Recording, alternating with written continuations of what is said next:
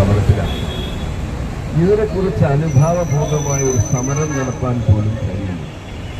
ഇത് സംബന്ധിച്ച് നിയമസഭയിൽ ഞങ്ങൾ വിഷയം കൊണ്ടുവന്നപ്പോൾ ബഹുമാന്യരായ നമ്മുടെ തദ്ദേശ സ്വയംഭരണ വകുപ്പ് മന്ത്രി പറഞ്ഞത്, ഞങ്ങൾ ഇത്രാം തീയതി ചർച്ച നടത്തി, ചർച്ചയുടെ മിനിറ്റ്സ് ഇതാണ് എന്ന് തദ്ദേശ ഭരണ മന്ത്രിക്ക് വേണ്ടി മന്ത്രി പി രാജീവ് പറഞ്ഞു. ആ ചർച്ച നടത്തി എല്ലാ കാര്യങ്ങളും പറഞ്ഞതിന് ശേഷമാണ് ഇവർ വെറുതെ പോയി സമരം ചെയ്യുന്നതെന്ന് പറയുന്നത്. എന്താണ് ആ ചർച്ച? ആ ചർച്ച വെറും പ്രഹസനമായിരുന്നില്ലേ? അതിലെ ടെക്നിക്കലായിട്ടുള്ള കാര്യങ്ങളല്ലാതെ നിങ്ങൾ ഉന്നയിച്ച ആവശ്യങ്ങളിൽ ഒരെണ്ണം പോലും പരിഹരിച്ചിട്ടില്ല എന്നുള്ളതാണ്.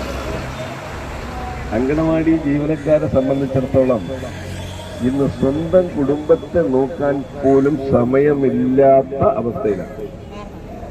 രാവിലെ 9 മണിക്ക് ഞാൻ നിയമസഭയിൽ പറഞ്ഞതാണ്, രാവിലെ 9 മണിക്ക് സ്കൂള് ആരംഭിക്കണം.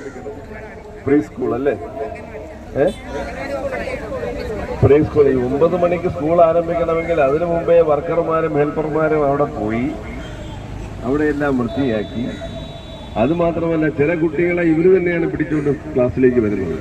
അവരുടെ വീടുകളിൽ പോയി ആ കുട്ടികളെ ഇതിലേക്ക് കൊണ്ടുവരിക. 3 മണിവരെ ക്ലാസ്സാണ്, 3:30 വരെ. അത് കഴിഞ്ഞാൽ പിന്നെ ഫീൽഡ് വിസിറ്റ്. ഈ 5 മണിവരെ ഫീൽഡ് വിസിറ്റ്. അത് കഴിഞ്ഞാൽ അന്നത്തെ കാര്യങ്ങളെല്ലാം കൂടി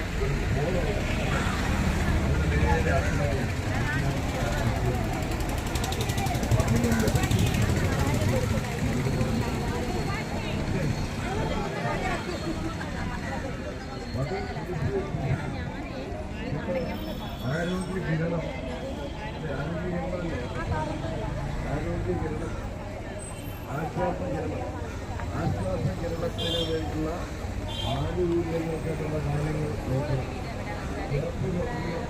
കാര്യങ്ങൾ നോക്കണം. ഗർഭിണികൾക്കുള്ള അവരുടെ മറ്റ് ആനുകൂല്യങ്ങളുടെ കാര്യം നോക്കണം. ഈ അഡോളസൻ ഗേൾസുമായി ബന്ധപ്പെട്ടുള്ള അവരുടെ പരിശോധനകൾ, അവരുടെ ഹീമോഗ്ലോബിന്റെ എല്ലാ കാര്യങ്ങളും ചെയ്ത് ഫീൽഡ് വിസിറ്റുമെല്ലാം കഴിഞ്ഞ് വീട്ടിൽ പോയി എഴുത്തുകുത്തുമായി ഇരിക്കുക അല്ലാതെ മറ്റൊരു സമയവും വീട്ടുകാരുടെ കാര്യങ്ങൾ നോക്കാൻ ഒരു സമയവുമില്ല എന്നുള്ളതാണ്. ഇങ്ങനെ ത്യാഗപൂർണമായി ജോലി ചെയ്യുന്ന യഥാർത്ഥത്തിൽ നമ്മുടെ തലമുറയുടെ സ്വഭാവ രൂപീകരണത്തിന്റെയും വൈജ്ഞാനികമായ കാര്യത്തിന്റെയും അടിത്തറവാകുന്നത് അംഗനവാടികളിൽ നിന്നാണ് എന്നുള്ളതാണ് നമുക്ക് അറിയുന്നത്. അതിനുള്ള ഒരു പ്രാധാന്യം